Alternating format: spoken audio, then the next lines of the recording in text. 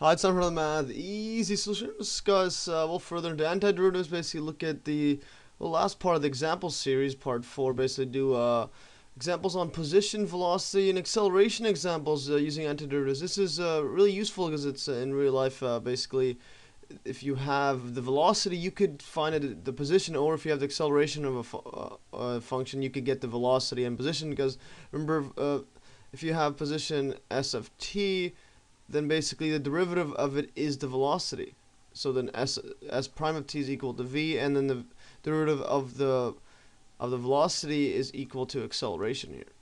So this one's equal to a of t. And then basically, if you could take the integral, you get this, you get velocity. Take integral, you get position. So now let's look at example 1 here. So basically, example 1 states a particle moves in a straight line and has acceleration given by this function here. A of t is equal to 6t. Number t is time, and basically plus 4. Its initial velocity. If you're given an initial one, then you can basically get the constants of when you take the integral or antiderivative. So basically, its initial velocity is just v0 is equals to negative 6 centimeters per second, and its initial displacement or position s of 0 is at, let's say, 9 centimeters. Okay, then find the function s of t here. So all we do is just take derivative to get to the velocity, because we know a of t is equal to 6t plus 4. So we just use our antiderivative rules. This one, to get the velocity, we're going to get this equals to you put a t squared over there, then you divide by 2 here, 6 plus 4t plus c here. So you have a constant, always have a constant here, because the derivative will be the same as this. And now we just plug in our initial values here. So v of 0, we're going to get is negative 6. So we got v of 0 is equal to negative 6 equals to, well, just put in a 0 everywhere here. We'll just simplify this. Is going to be 3 0 squared plus 4 of 0 plus c. These cancel. C is equal to negative 6 centimeters per second. So that's our velocity function here. And yeah, just write it down over here. Now to get the position, we just take the integral, or the antiderivative again. And to do it again, we just use our antiderivative rules. So s of t, or the position, is going to be equal to, well, this one is going to be a 3 here, and then divided by 3. So when you take derivative, it just becomes t squared, and you have a 3 there, plus t squared divided by 2, we just put the 4 there, negative 6t, that's the antiderivative of this one, and now we just plus another constant, let's call this one d. So if we simplify this, just want to cancel these out, we're going to get, t cubed plus 2 times t squared minus 6t plus d here. So now we look at what we were given here. The initial position is 9 centimeters, so s of 0 is equal to 9. And this equals, just plug in 0 in all these, and we're just going to get 0 plus 0 plus 0 plus d. So d is equal to 9. So then we just plug this all back in. Our position function is going to be s of t is equal to t3 plus 2t squared minus 6t, and then plus 9. This one's going to be centimeters. Yeah, and that is basically our answer here.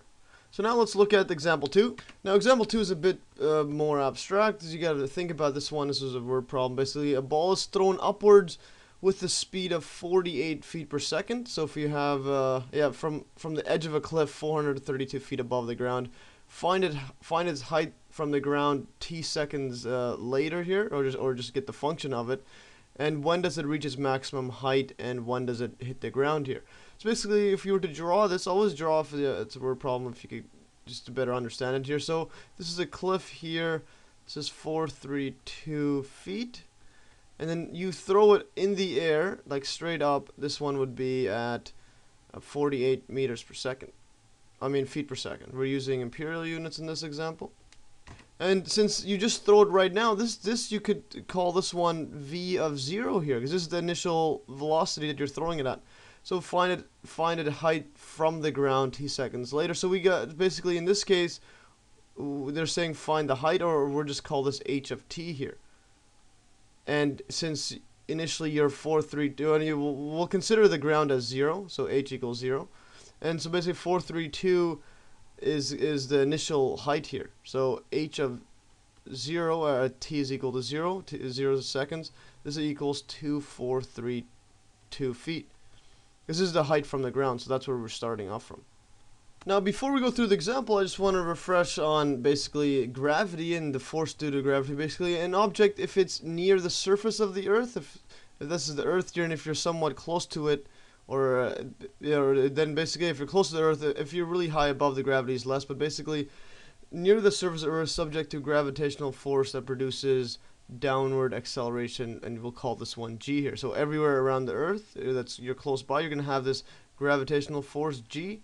And basically, for motion close to the ground, we could assume that it's constant here, and its value is usually 9.8. This is usually what people use, 9.8 meters per second, or in this case, we're using imperial units, 32 feet per second here, or second squared here. So that is the acceleration always pushing down. And when you get farther away from the Earth here, the gravity is going to be less, and there's going to be other factors that involved with it. But for this case here, we're just going to consider it as constant. So if it's constant here, so we throw the ball in the air, so we throw it in the air, and then since we're near the Earth here, basically it's always going to be having a downward force, and that we know the acceleration of that downward force. That's the only thing acting on this ball here. So we have a ball thrown in the air, initial velocity, and then once you're done with that, then the only thing pushing down is gravity here. So we'll call it G here. So then our acceleration functions, this a of t, is this equal to, well, negative g, because it's pointing downwards. In this case, we're going to call up as positive and down as negative. So the acceleration here, this one's a positive, I mean the velocity is positive, the acceleration is going to be negative always here. So this one's going to be constant, our acceleration function, negative g, and this equals to negative 32 feet per second, second squared here. So now the question asks to find when does it reach the maximum height. Well, actually no, first we have to find the height function. We'll just find the height function first, and that's just the position function here. So we have to get this, we have to take the antiderivative of this to get velocity. So v of t is going to be equal to negative 32, well, t plus a constant here, and we know v of 0 is equal to 48 feet per second. That's just over here. Where is it? Yeah, that's what we're given here, 48 feet per second here. And then, so then this equals to, well, 0 plus c, and then c is equal to 48 feet per second. It's positive because it's going up. So then we're going to get our velocity function, v of t is equal to negative 32 t plus 48. And then to take the position function, or the height in this case, h of t is going to be the antiderivative of this one. So we just put a t squared divided by 2. It's negative 32 plus 48t plus another constant. We'll call it d. And we know the initial positions is 432. So h of 0 is because the height of the cliff. That's where you start off from. So 432 feet. I think it's 432. Yeah, that's 432. So then that's basically where we start. And this is equal to, we'll divide this out, it's going to be negative 16 t squared plus, actually no, I forgot no, this is just 0, just plug in 0 there, so it's going to be 0 plus 0 plus d, and so d is equal to 432 feet.